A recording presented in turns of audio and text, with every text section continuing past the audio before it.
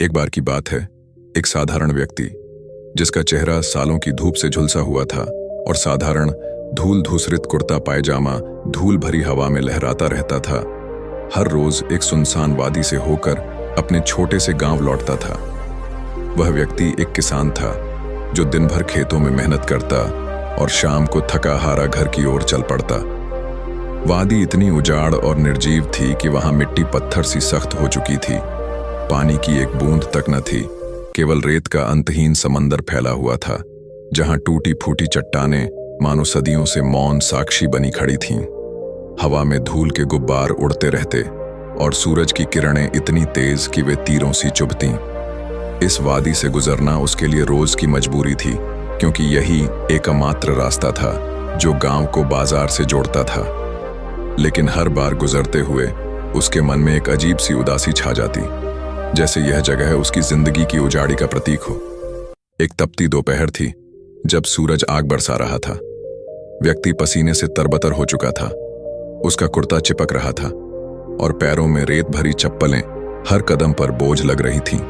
वादी के बीचों बीच पहुंचकर उसके दिल में क्रोध की आग भड़क उठी। वह रुक गया, अपनी थकी हुई सांसों को संभालते हुए बुदबुदाया, यह कितनी बंजर बदसूरत जगह है, न हरी घास का एक तिनका, न छायादार वृक्षों की शीतलता।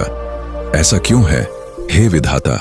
अगर यहां पानी की एक धारा होती तो कोई तो फूलों का बगीचा लगाता, पेड़ों की छांव में राहगीर सुस्ताते, यह वादी हरी भरी हो जाती और जीवन की तरह खिल उठती। उसका क्रोध केवल जगह पर नहीं था, यह उसके जीवन की कुंठाओं का प्रतिबिंब था। खेतों में सूखा, परिवार की गरीबी और हर दिन की एकरस जद्दोजहद। वह सोचता, अगर हालात अलग होते तो शायद वह भी कुछ बड़ा कर पाता। जैसे जैसे वह गर्म रेत में आगे सरकता गया, उसका क्रोध रेत के तूफान सा उमड़ता चला गया। पसीना उसकी आंखों में चुभ रहा था और पैर जल रहे थे। आखिरकार वह सहन न कर सका। उसने आकाश की तरफ नजर उठाई, जहां नीला आसमान मौन था, और जोर से पुकारा, हे विधाता, तू इस धरती को पानी क्यों नहीं देता? क्या तुझे इन उजाड़ रास्तों पर चलने वालों की दर्द नहीं दिखता? अगर पानी होता तो यह उजाड़ वादी हरियाली से सज जाती, राहगीरों को छांव मिलती, थके पांवों को ठंडक, बच्चे यहां खेलते और जीवन की खुशियां फैलती। उसकी आवाज वादी में गूंजी, लेकिन कोई जवाब न आया। वह आकाश को ताकने लगा, गोया परमात्मा से किसी जवाब की आशा कर रहा हो। उसका दिल तेज धड़क रहा था, क्रोध मिश्रित निराशा से। क्या वाकई कोई सुन रहा था? अचानक एक आश्चर्यजनक घटना घटी। हवा में एक ठंडी झोंक आई और उसने जैसे ही अपनी दृष्टि नीचे की, उसे सामने एक विशाल चमकता हुआ झरना नजर आया। पानी सूरज की किरणों में हीरे सा दमक रहा था और उसकी कलकल ध्वनि वादी की सन्नाटे को तोड़ रही थी। वह स्तब्ध रह गया। वह इस क्षेत्र से वर्षों से आता जाता था, लेकिन उसे कभी इस जगह पर झरना नहीं दिखा था।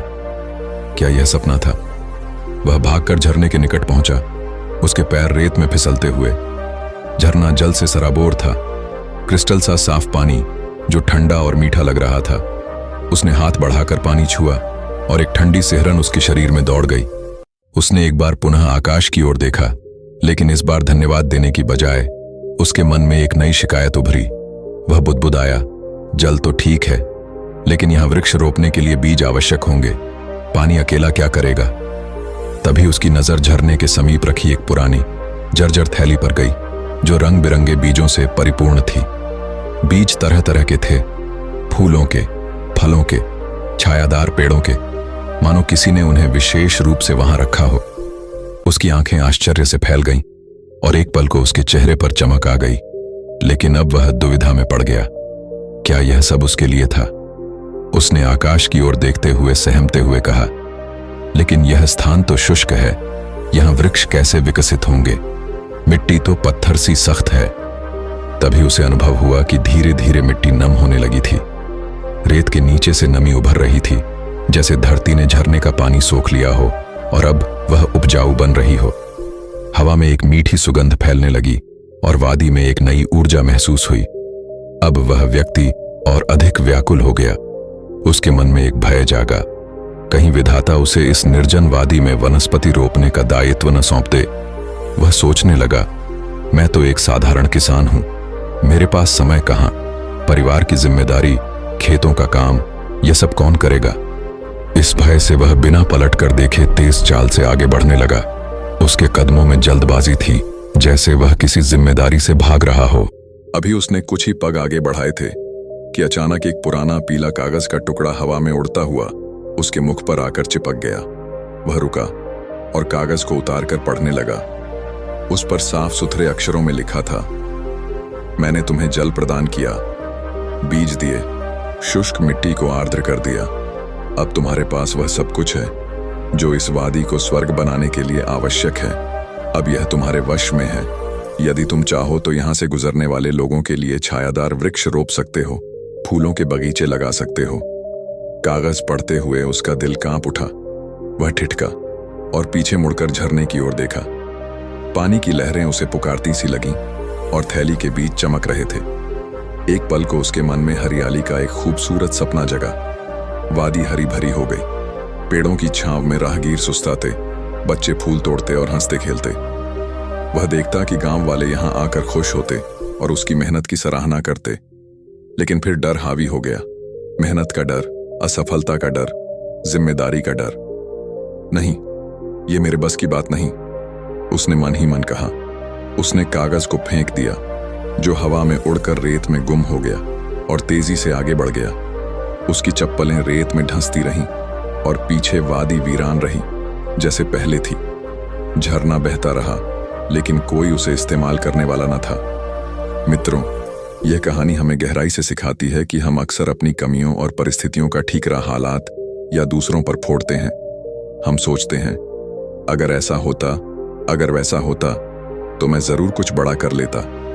लेकिन हम यह भूल जाते हैं कि वह कोई जो बदलाव ला सकता है हम खुद हैं। जीवन हमें अवसर देता है, पानी, बीज, नम मिट्टी की तरह, लेकिन हम बहाने बनाते हैं, डरते हैं और आगे बढ़ जाते हैं। वास्तविकता यह है कि यदि हम चाहें तो हमारे पास वह सब कुछ है जो किसी महान कार्य को पूरा करने के लिए चाहिए। बस हमें अपनी मानसिकता को परिवर्तित करने की आवश्यकता है, डर को हिम्मत से बदलने की, बहानों को इच्छा शक्ति से। क्या तुम भी कभी ऐसी वादी से गुजरे हो जहां अवसर तुम्हें पुकारते हैं लेकिन तुम कागज फेंक कर आगे बढ़ जाते हो? या क्या तुम रुककर अपनी वादी को हरा भरा करोगे? सोचो, क्योंकि हर व्यक्ति के जीवन में ऐसी एक वादी होती है और चुनाव हमारा होता है। यदि यह कहानी तुम्हें प्रेरित करे तो इसे साझा करो, ताकि औरों के दिल में भी हरियाली का बीज बोया जाए। जीवन छोटा है, लेकिन बदलाव की ताकत अनंत।